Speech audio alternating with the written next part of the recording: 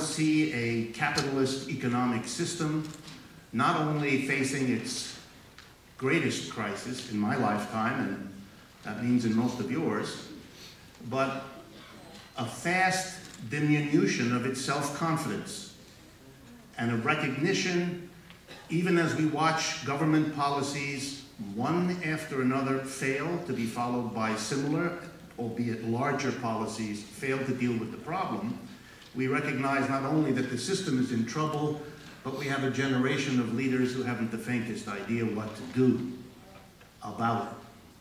And that too is a fundamental shift.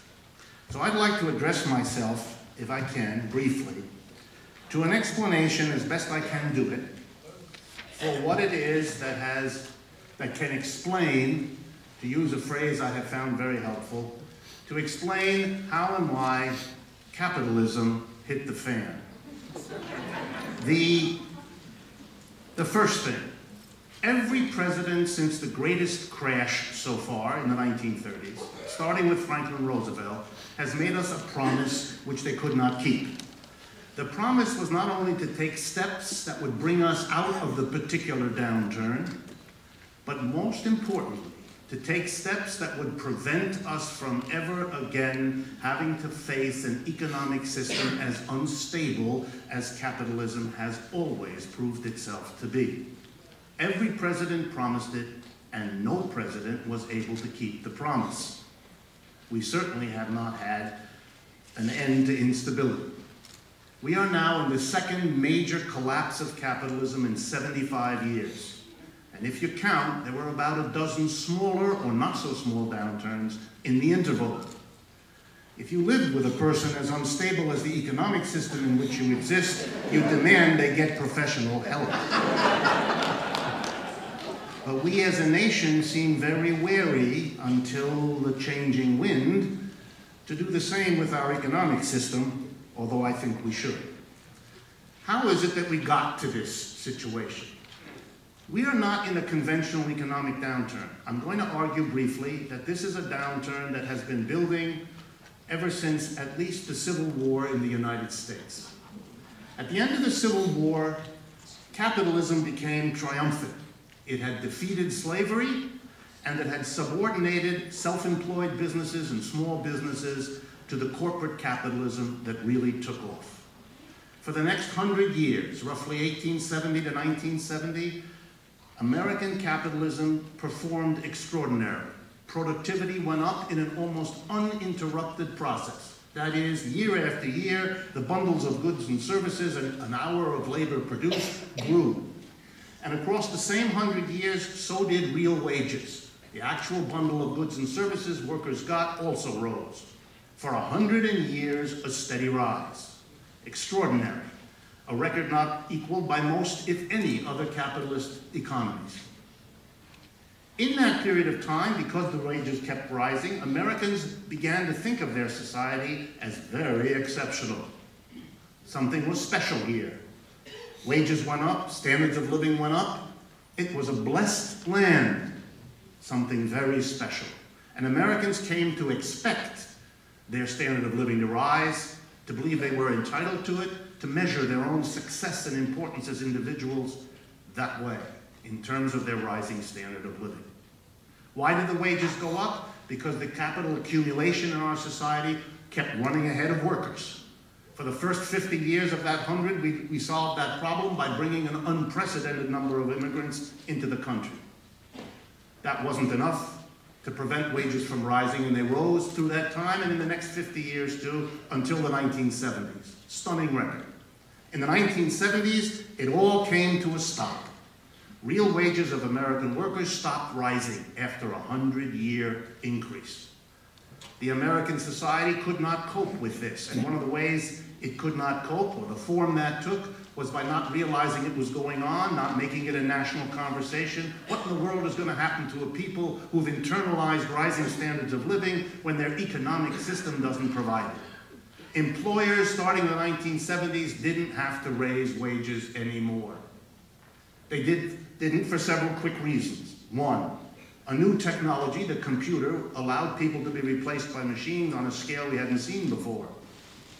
At the same time, corporations moved jobs out of the United States to where wages and conditions were more profitable.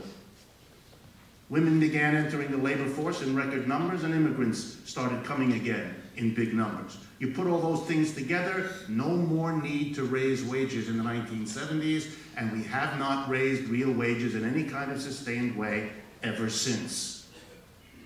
To stop raising wages after 100 years in a society that has become accustomed to it is a trauma, and it's reacted to, and it was reacted to in the United States in traumatic fashions. And the way that was done produces the crisis we have now.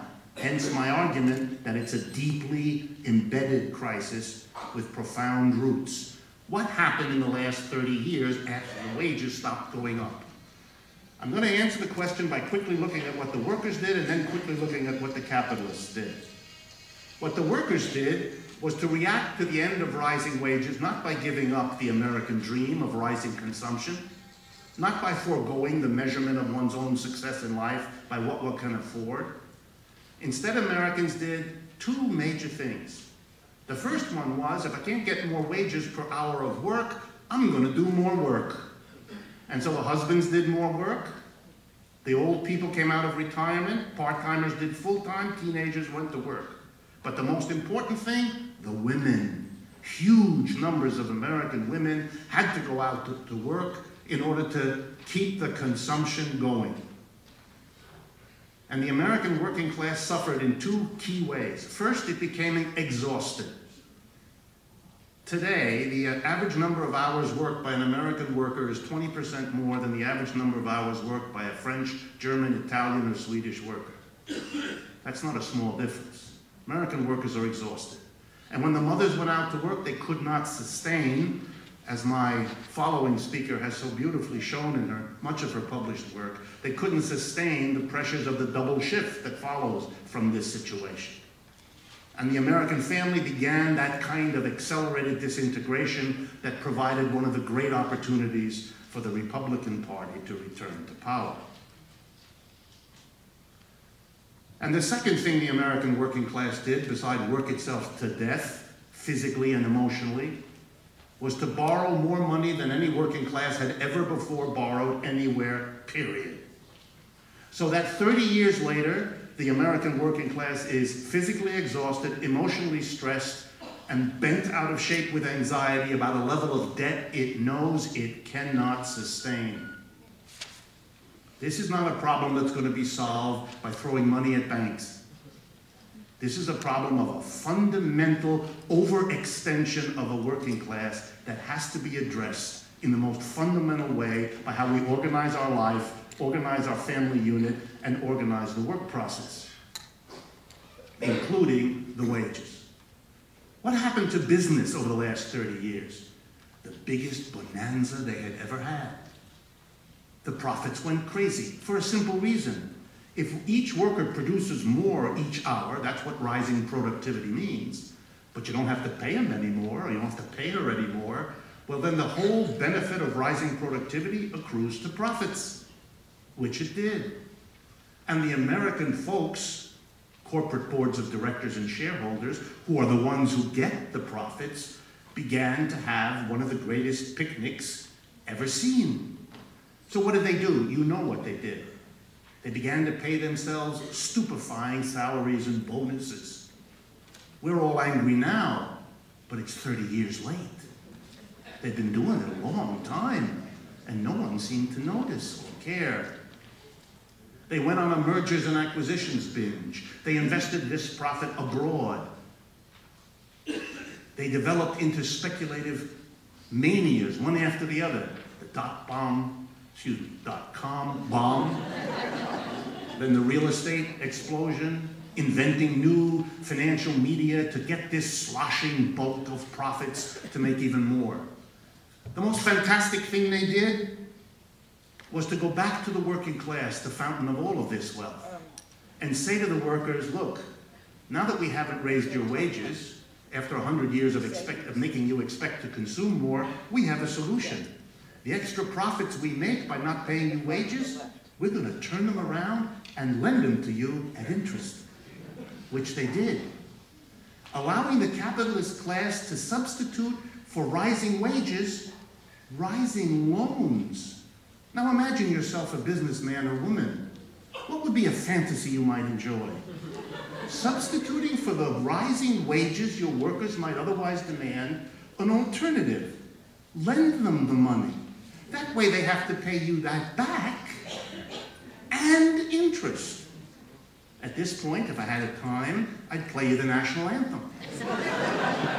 This is an extraordinary history. But it produces a level of speculation and a level of overextension of the financial sector that's the perfect parallel to the other kind of overextension of the working class that financed it, that made it possible, and that is even more exhausted than the capitalists now are.